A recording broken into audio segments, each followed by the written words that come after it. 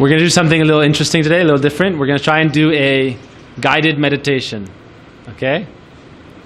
And we're going to try to do this. Now, it's important, we were talking so much yesterday about building the temple in the heart, right? But unless we actually start to perform this, then we will hear about it and think about it, but we won't do it until we start to perform the sadhana of doing it. Krishna says in the Gita, this is called Abhyas Yoga. Abhyas Yoga means you should practice. Whether you have taste yet or not, do the sadhana, do the practice. Gradually taste will come. Okay? So it said that if you can make that temple or that place in your heart and perform your loving service there, then that becomes like your spiritual wealth. And that will always be with you. In any circumstance, at any time, you can go to that place inside of you and be present there with your beloved Krishna. It said all the gopis, simply by closing their eyes, they meet with Krishna in their heart. So that's not just imagination. They're actually meeting with Sri Krishna in their heart. And we practice this. That's why we're trying to become Krishna conscious. Krishna consciousness means absorb your mind in Krishna. How do you absorb your mind in Krishna? You can't just sit around thinking Krishna in a personal way. If you don't make a personal relationship with Krishna, you won't be able to be completely Krishna conscious. Krishna consciousness means a personal relationship with Krishna. Krishna is not some impersonal spirit.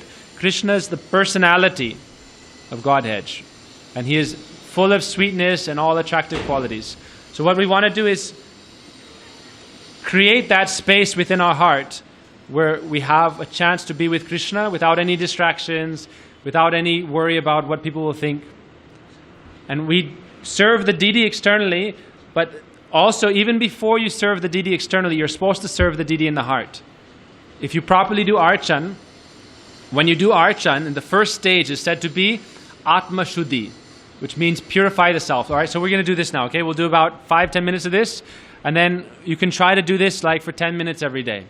And we'll do a sadhana, and we're going to start one new thing, which is every Ekadashi, or once every 2 weeks, we'll go in a circle and reaffirm that we are trying to follow this and progress in our sadhana. So there's a few things we have to do, which is every day we have to commit to a certain amount of chanting, japa. If we are only doing seva, but we don't chant a Harinam, then ultimately we'll lose taste in seva and end up leaving. We have to chant Harinam. It's very important. And when we chant Harinam, what should we be doing? We should be in that internal temple, absorbed in our relationship with Sri Krishna and Srimati Radhika. So this first step now in our meditation, the first step is Atma Shuddhi. Okay, this means purification of the self. So what do we do in Atma Shuddhi? We remember this verse. Naham vipro napi vaishyo na sudro naham varnasta grihapatir yatirva kintu prodyan nikila paramartu pamanyau gopi bhartu padakamalayo dasa dasa anudasaha. This verse represents Atma Shuddhi. It means that I am not this body. I am not American, Russian, Chinese, or any other nationality. I am not a Brahmin, Kshatriya, Vaishya, or Shudra. I am not a Brahmachari, Grihastha, Vanaprastha, or Sannyasi. I am not any of these material designations.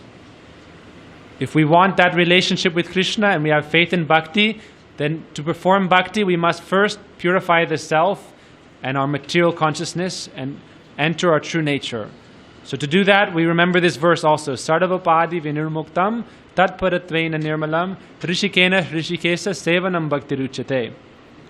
Free of all mundane designations. I am not a doctor or a lawyer or a miner or any other thing. I am only Krishna's eternal relative and friend and beloved. Kintu prodyan nikila paramarthu pamanmo means I have no other relationships. I am only related to Sri Krishna, the beloved of the gopis. That is my relationship. So this is called Atma Shuddhi. This is the first stage in our meditation. Okay, so we think about this. I am not this body, okay? I'm also not the mind. I am none of these material designations. I am not a mundane man or woman. All these things are external and temporary. Today I have one body, There's no guarantee when I will die and enter into another body. In many lifetimes, I've been a man, a woman, an animal, even a tree, a plant, a fish, a bird. For millions of lifetimes, I've been wandering in this cycle of material existence, but now I've realized, by great fortune, I've come into the shelter of Guru and Vaishnavas. I've realized that Krishna Bhakti is the real treasure of my life. I've started to develop that creeper of Bhakti in my heart that is starting to blossom, and so really that is the essence of my life. Okay, so this is the first stage. Then after that, we remember our Guru Pad Padma. We remember Gurudev, who is present in Gaur Mandal as the eternal associate of Mahaprabhu, dancing and singing in Chaitanya Sankirtan Lila. We remember how he is going and swimming in the Ganga, how he is sitting on the banks of the Ganga, how he is discussing Harikatha. Then we meditate upon Shri Guru in Radha Krishna Lila. Sakhi Sangha Niveshinam Tamaham Satatam Bande Shri Guru Dinataranam.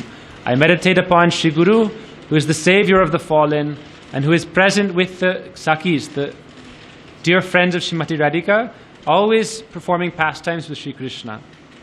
In this way I meditate upon Shri Guru and my true self.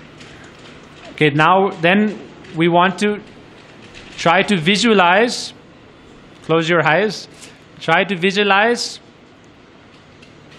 something deeper than just your external mind. You want to go down, deep into the mind and go into your heart. Try to visualize a beautiful Vrindavan forest, like Seva Kunj. But you don't have to, in the mind, you don't have to see the concrete and the electric wires, the monkeys stealing your glasses. In your mind, it's very beautiful Vrindavan forest.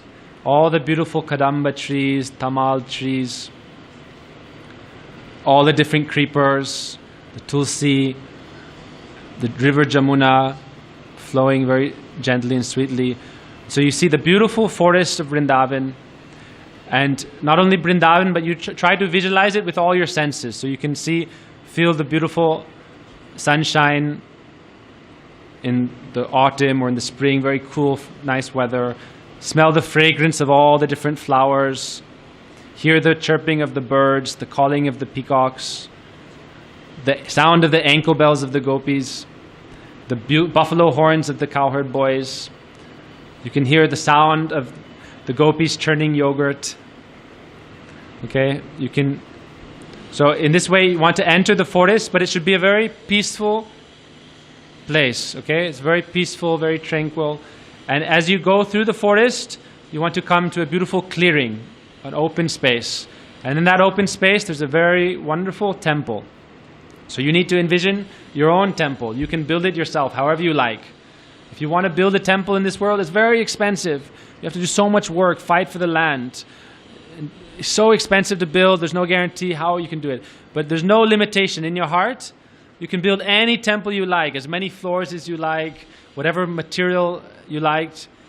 You can imagine a beautiful sandalwood temple or a beautiful temple with golden jeweled pillars covered in diamonds and sapphires and emeralds and rubies. Okay, so on your own time, you're going to practice envisioning this temple and design it as you like, okay? So inside the temple, you enter the temple. In the temple, what do you have? In the center of the temple is your altar. And on the altar is your own beloved Ishtadev. So the Ishtadev that you are worshipping, this is your own Thakurji. Okay? So we cannot sell you, this is your Thakurji. You have to realize this yourself. Whoever you are attracted to, it may only be Srimati Radharani, no problem. You can be worshipping Srimati Radhika, or it may only be Chaitanya Mahaprabhu. It may just be Shyam Sundar Krishna. It may be Vinod Bihari Krishna. It may be Radharaman. But you need to meditate and realize your Thakurji there. If you cannot realize that from your own spurti or realization, okay, whoever you feel some attraction to, you meditate upon your beloved Thakurji there. It said at first we don't have the qualification now that we are directly realizing Krishna, Mahaprabhu, Radharani, who are in their human form. We meditate upon them on their deity form and serve them like that. And when our relationship becomes fixed enough with them in that form, then we'll realize them in their direct form. But first we worship them as the deity form. So there we're going to perform the whole sequence of Archan. So therefore we want to meditate when we chant japa. We can meditate upon that Thakurji, and we can undress them, then we can give Ardabata paste, we can also make this, then you can give oil, then you can dry the oil, then you can give them a bath, then you can dry them and dress them as however you like, okay? Then you can give them all the ornaments, then you can go to the kitchen and prepare some boga. You can design the kitchen however you like. All the Vaishnavas will do this. They say you can have, like Srimati Radhika cooks with hundreds of fire pits. So you can cook with hundreds of fire pits with with Guru and Vaishnavas or with the associates of Radha and Krishna. And you prepare wonderful preparations and offer them. So we should not think this kind of meditation is imagination. This is building our relationship. Raghunath Das Goswami would daily offer sweet rice with almonds in his mind. Every day he would milk the cows in his mind. He would bring that milk and boil it in a gold pot and paste almonds and thicken the milk with almonds and some mishri, sugar candy. And then he would bring this in a gold bowl and offer it to Sri Radha Krishna. He would place it in the hands of Rupa Manjari. Rupa Manjari takes this to Lalita Sakhi, and Lalita Sakhi gives to Radhika, and then Radhika begins to feed Krishna, and Krishna begins to feed Srimati Radhika. And then this almond kheer was so wonderful that Radha herself said, and Krishna himself said, "Who made this?" He said, "Go find that Manjari." And so they said, "Oh, Rati Manjari made it." But who made it? Raghunath, not Rati Manjari. Raghunath in his sadhaka body on the bank of Radhakund didn't have to go to the market and buy the milk and buy the almonds. Only sitting and chanting Radhe, Radhe, Radhe, Radhe in his mind. He was milking the cow, boiling the milk, mixing in the almonds, making it nice and thick, and offering it. Everything in his mind. But Radha Krishna directly accepted this, and then they said, "Oh, you should go and give him something to taste." And so they brought this to him,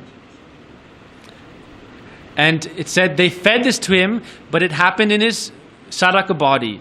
They fed him, and then after like half an hour, he got a bloated stomach. And then that evening time, everyone came to see him because they would come for his darshan every day, and he was feeling some gas. They asked, "Oh, Goswami, what is the problem?" He said, "Oh, today I have a very bad stomach. I have a lot of gas, bloated stomach."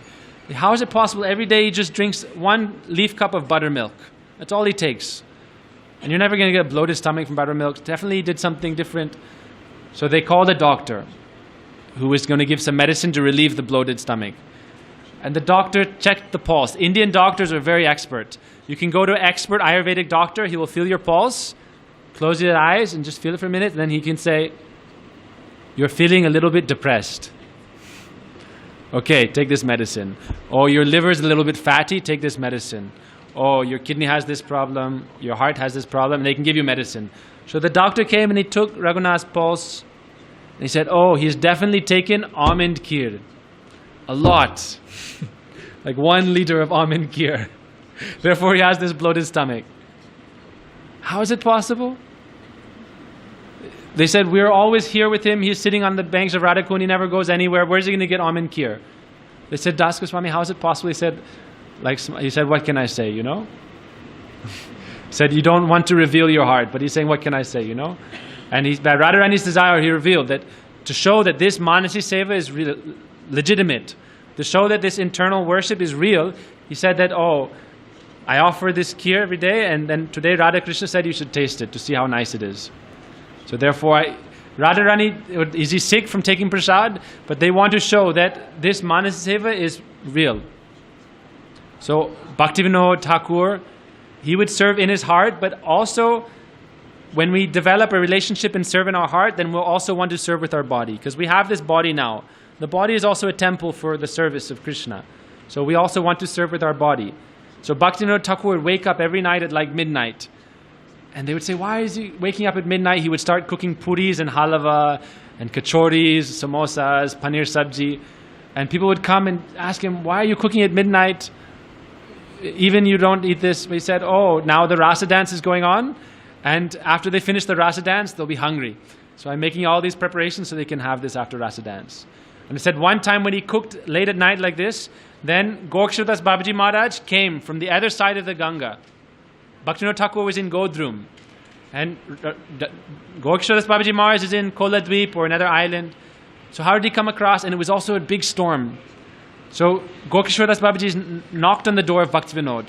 Bhaktivinoda Thakur opened, oh Babaji Maharaj, how did you come? It's in the middle of the storm. And I didn't send any invitation. He said, no, one little black boy came to my house, my kutir. He's just living outside in a straw hut. One little black boy came to my straw hut and grabbed my hand and said, oh, Bhaktivinoda Thakur is making a feast. Today is the rasa dance. He's making a feast. Come and take prasad. So this is showing that these services are not imagination. They're real. One time there was a famous story in the Puranas of one Brahmin who would daily offer kheer in his mind to Vishnu. Every day in his mind he offered kheer. Right? And one day, every day he would test with his knuckle. You're not supposed to put your nail in the kheer. He would test with his knuckle to see the temperature, that it cooled down enough to offer. So even in his mind, he would make it in his mind and then offer it, but he would let it cool down enough before offering it, so he would not burn the lips or tongue of the Lord. And one day he forgot to test the temperature, and he started offering the bhog, and he offered one bowl. And then as he was offering, he remembered, oh, I forgot to test the temperature. So he had offered in one bowl, but then he stuck his finger in the main pot, and his finger got burnt, and he woke up from his meditation and saw his finger was burnt, like with this bubble of the burn. And it said, at that moment in Vaikuntha Dham, Lord Narayan began laughing. And Lakshmi asked him, why are you laughing? He said, oh, my devotee, every day he offers me this sweet rice, and he checks the temperature so it's not too hot to offer me. But today he forgot to test, then he checked afterwards, and he stuck his finger in quickly, and it was too hot, and it burnt his finger. That's why I'm laughing. And so then they went down there and blessed this Brahmin. So therefore we want to anyhow start this process by hook or by crook with a do or die mentality. While we're chanting Harinam or doing our Anek, even at 10 minutes a day, you can go inside in your mind and visualize, create your own temple. You can have your own altar, your own kitchen, your own cows you take care of, beautiful pastures where they're grazing, and you can serve the Lord there. Okay, you cook for the Lord, bathe the Lord, massage, make garland. Okay, so we'll stop here today.